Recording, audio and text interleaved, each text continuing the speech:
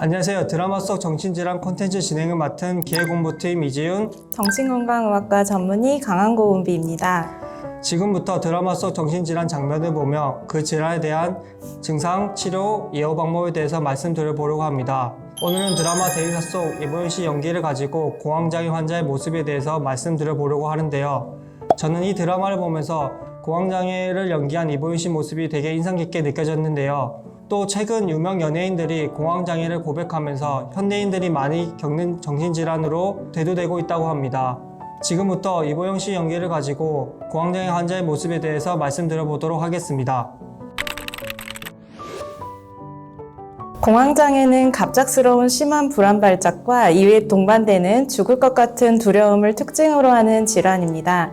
공황 발작은 10분 이내에 증상이 최고조에 달하고 일반적으로는 20에서 30분 이내에 소실이 되지만 환자는 또다시 공황 발작이 생기지 않을까 불안해하는 예기불안, 공황 발작이 생길 만한 상황을 회피하는 모습을 보이는 것이 특징입니다. 공황장애에서 불안함이 가장 큰 원인인 것 같은데요. 그렇다면 이 불안함을 발생시키는 원인에는 어떤 것들이 있을까요? 실질적인 위험 또는 가상의 위험을 느낄 때 우리는 불안을 느끼게 됩니다. 우리 몸은 생존을 위해 에너지 생산을 증가시키고 효율적으로 사용하려고 합니다. 즉, 공황은 우리에게 위험을 알리는 정상적인 불안 반응입니다. 하지만 공황장애 환자는 가상의 위험에도 실질적인 위험처럼 몸의 반응이 과잉 발달해 있는 것으로 볼 수 있습니다.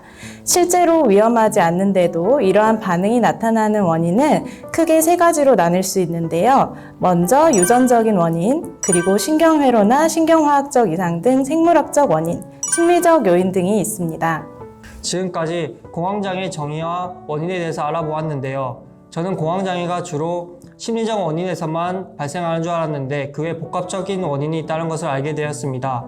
혹시 공황장애의 의심 증상이 있으신 분들은 심리적 증상 외에 다른 질환도 있다는 것을 한번 확인해 보시면 될 것 같습니다.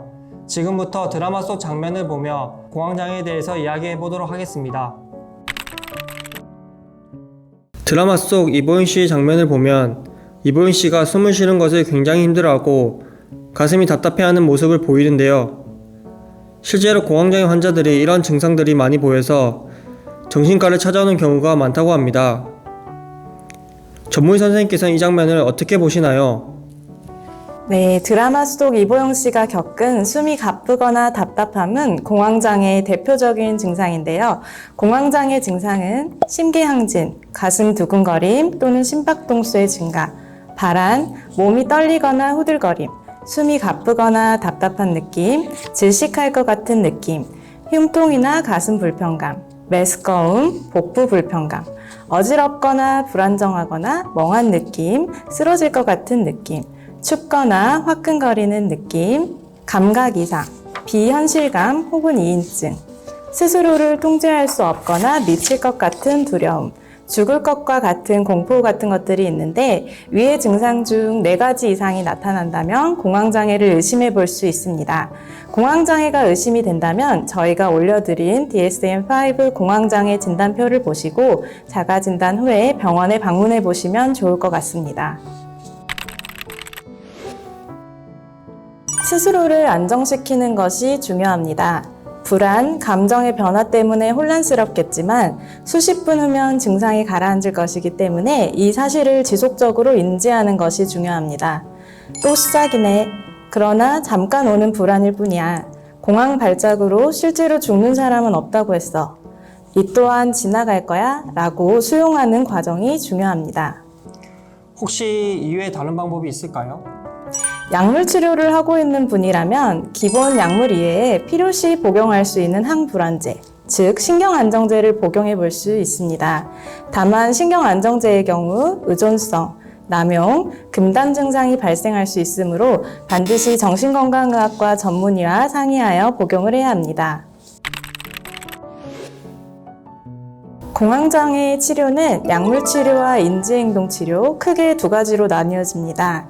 약물 치료의 목적은 공황 발작의 반복을 줄이고 예기불안, 회피행동 및 우울증과 같은 공존질환을 치료하기 위함입니다. 주로 항우울제와 항불안제를 사용하여 치료합니다. 재발 방지를 위해 대개 12에서 24개월 정도의 유지 치료가 필요합니다. 인지행동 치료는 공황장애에 대한 정신교육을 통해 잘못된 생각과 공황 증상에 대한 오해를 교정합니다. 불안을 피하거나 통제하지 않아도 불안이 가라앉는 것을 반복적으로 경험하는 연습을 합니다. 긴장을 이완시키는 근육이완법, 호흡법 등도 포함이 됩니다. 인지행동 치료는 특히 초기부터 약물 치료와 병용하면 더욱 효과적입니다. 공황장애의 예후와 재발률에 대해 말씀드리겠습니다. 일반적으로 다른 불안장애와 같이 공황장애도 만성적인 경과를 보입니다. 약 30%의 환자는 수년 내에 재발 없이 완전히 회복됩니다. 50% 정도의 환자는 생활에 유의한 지장을 주지 않을 정도로 가벼운 증상을 보이고 약 20%는 유의한 증상을 가진 채 질환이 만성화되기도 합니다. 부적절한 치료를 받는 것이 불충분한 반응을 보이는 중요한 요인이기 때문에 일정 기간 꾸준히 치료를 받는 것이 중요합니다. 약물을 중단하였을 때 6개월 내에 25에서 50%의 환자가 재발하는 것으로 알려져 있습니다. 지금까지 공황장애 증상 발현 시 대처법과 치료 방법에 대해서 알아보았습니다.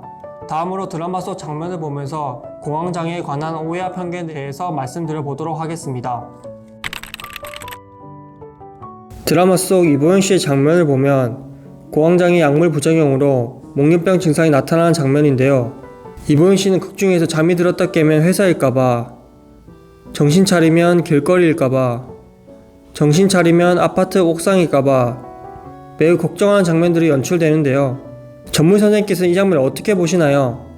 드라마 속 장면처럼 공황장애 부작용으로 목련병이 나타날 수도 있나요? 아니면 드라마라서 각색된 표현인가요? 드라마 상황에서는 공황장애 약물 치료로 인한 부작용이라기보다는 공황장애와 동반된 수면장애를 위해 사용한 수면제, 졸피뎀 성분으로 인한 수면 중 복합 수면 행동장애로 생각이 됩니다. 졸피뎀을 사용하면서 흔하게 나타나는 부작용은 아니지만 이러한 부작용이 나타날 경우 즉시 약물을 중단해야 합니다. 지금부터 공황장애 발작 시 오해와 편견에 대해서 얘기 드려보려고 합니다. 공황장애 발작 시 심장마비가 일어나나요? 아니요. 공황장애 발작 시 신경손상이나 소모가 있나요? 아니요.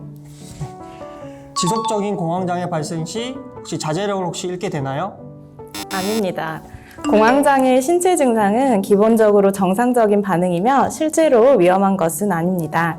오늘은 대행사 드라마를 가지고 공황장애에 대해서 말씀드려 보았는데요. 혹시 공황장애를 겪고 계신 분이나 의심 증상이 있으신 분들에게 많은 도움이 되기 바라며 증상이 지속되신다면 가까운 정신과 병원을 찾아가셔서 꼭 진료를 받아보시길 권장드립니다. 저희는 다음 드라마 속 정신질환 번아웃 편을 통해 다시 돌아오도록 하겠습니다. 이 영상이 좋으셨다면 좋아요, 구독, 알림 설정 부탁드립니다. 다음에 또 만나요.